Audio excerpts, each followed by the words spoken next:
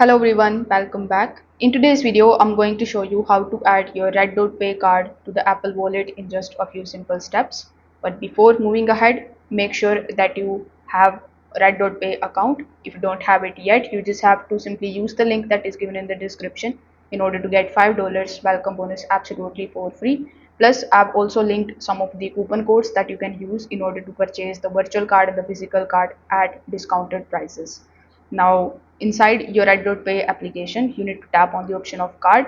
Over here, you are going to see your virtual card and the physical card. So as you can see, I currently have my virtual card available inside RedotPay.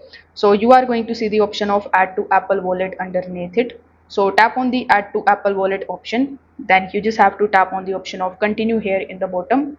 On the next page, you just have to follow further on-screen instructions, like your card information will be shown on the next page. So you need to simply just keep on pressing next and wait for some time until the card is successfully adding inside your Apple Wallet. So it's as simple as that.